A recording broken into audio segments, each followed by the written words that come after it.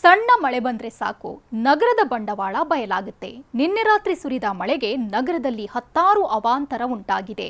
ರಸ್ತೆಯೇ ಮಾಯವಾಗಿತ್ತು, under pass ಜಲಾವೃತಗೊಂಡಿತ್ತು. 400 ವರ್ಷಗಳಷ್ಟು ಹಿಂದಿನ ಮರವೇ ಧರೆಗೆ ಉರುಳಿತ್ತು.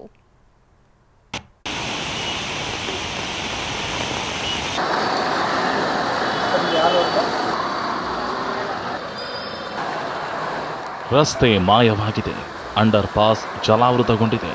ಶತಮಾನದ ಮರವೇ ಧರೆಗುರುಳಿದೆ. ಸಣ್ಣ ಮಳೆಗೆ ನಗರದಲ್ಲಿ ಹತ್ತಾರು ಅವಾಂತರ ಸೃಷ್ಟಿಯಾಗಿದೆ.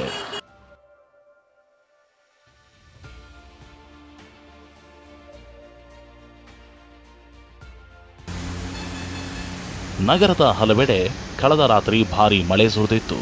ವರುಣಾಘಾತಕ್ಕೆ ನ್ಯೂ ಏರ್ಪೋರ್ಟ್ ರಸ್ತೆಯಲ್ಲಿ ಸಂಚಾರ ಅಸ್ತವ್ಯಸ್ತವಾಗಿತ್ತು. ಅರ್ಧ ರಸ್ತೆ ಜಲಾವೃತಗೊಂಡು ವಾಹನಗಳ ಸಂಚಾರಕ್ಕೆ ಅಡ್ಡಿಯಾಗಿತ್ತು.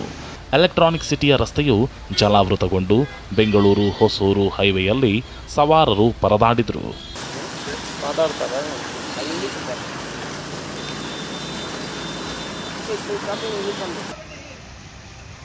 ರಾತ್ರಿ ಮಳೆಗೆ ಮಹದೇವಪುರ ರೈಲ್ವೆ ಅಂಡರ್ ಪಾಸ್ ಜಲಾವೃತವಾಗಿತ್ತು.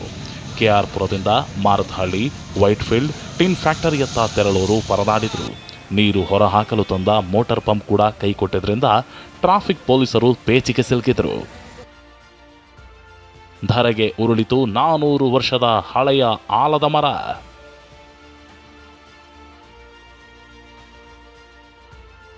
ಬಿರುಗಾಳಿ ಸಹಿತ ಮಳೆಗೆ ಹೊಸಕೋಟೆ ತಾಲೂಕಿನ ಬಾಲೇನಹಳ್ಳಿಯಲ್ಲಿ 400 ವರ್ಷದ ಹಳೆಯ ಆಲದ ಮರವೇ ಧರೆಗುರುಳಿತ್ತು. ಮರ ಬಿದ್ದಿದ್ರಿಂದ ಟ್ರ್ಯಾಕ್ಟರ್ ಹಾಗೂ ಜಾನುವಾರು ಶೆಡ್ ಜಖಮಾಗಿತ್ತು. ನಗರದಲ್ಲಿ ಇಂದು ಸಂಜೆಯೂ ಮಳೆ ದರ್ಶನವಾಯಿತು. ಮೆಜೆಸ್ಟಿಕ್, ಕಾರ್ಪೊರೇಷನ್, ಜಯನಗರ, ಮಲ್ಲೇಶ್ವರಂ ಸೇರಿದಂತೆ ಹಲವೆಡೆ ಭಾರೀ ಮಳೆ ಸುರಿಯಿತು. ಮಳೆ ನಡುವೆ ಸಿಲುಕಿ ಸವಾರರು ಕಂಗಾಲಾದರು. ಫ್ಲೈಓವರ್, ಬಸ್ ನಿಲ್ದಾಣದಡಿ ನಿಂತು ಆಶ್ರಯ ಪಡೆದರು. ಮಳೆಯಿಂದ ಬೀದಿ ಬದಿ ವ್ಯಾಪಾರಿಗಳು ಕೂಡ ಕಂಗಾಲಾಗಿದ್ರು. ನಮಗೆ ಇಲ್ಲಿ ಕೂತ್ಕೊಳ್ಳೋಕ್ಕೆ ಜಾಗ ಇಲ್ಲ. ಗಾಳಿ ಮಳೆ ಬಂದರೆ ಕೂತ್ಕೊಳ್ಳೋಕ್ಕೆ ಆಗಲ್ಲ. ಮೊನ್ನೆ ತಾನೇ ಬಿದ್ದೋಗಿದ್ದೀವಿ ಇಲ್ಲಿ ಗಾಳಿಗೆ, ಕೊಡೆ ಸಮೇತ. ತುಂಬಾ ಕಷ್ಟ ಆಗುತ್ತೆ. ಇಲ್ಲಿ ಬಂಡವಾಳ ಹಾಕಿದ್ವಿ, ಮಳೆ ಬಂದಿಲ್ಲ ಅಂದರೆ ಕಸ್ಟಮರ್ ಬರ್ತಾರೆ, ಬಂದರೆ ಯಾರು ಬರಲ್ಲ. ಮಳೆಯಿಂದ ಚಾಮರಾಜಪೇಟೆಯ 5ನೇ ಮುಖ್ಯ ರಸ್ತೆ ಜಲಾವೃತಗೊಂಡು ಸವಾರರು ಪರದಾಡಿದ್ರು.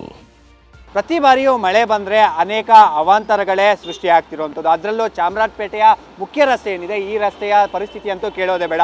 ರಸ್ತೆ ತುಂಬೆಲ್ಲ ಗುಂಡಿಗಳು. ಈ ಗುಂಡಿಯಲ್ಲೇ ಓಡಾಡುವಂಥ ಪರಿಸ್ಥಿತಿ ನಿರ್ಮಾಣ ಆಗಿರೋದು. ಒಂದು ಕಡೆ ಮಳೆ ಬೀಳ್ತಾ ಇದೆ, ಈ ಮಳೆಯಲ್ಲಿ ಈ ಗುಂಡಿಯಲ್ಲಿ ನಾವು ಬೆದ್ರೂ ಯಾರು ಕೇಳೋರಿಲ್ಲ, ಬಿದ್ದರೂ ಯಾರು ಕೇಳೋರಿಲ್ಲ ಅನ್ನೋ ಒಂದು ಪರಿಸ್ಥಿತಿಯಲ್ಲಿ ಇಲ್ಲಿನ ಸಿಲಿಕಾನ್ ಸಿಟಿ ಮಂದಿ ಇರುವಂಥದ್ದು. ಮುಂಗಾರು ಈಗಷ್ಟೇ ಚುರುಕಾಗ್ತಿದೆ.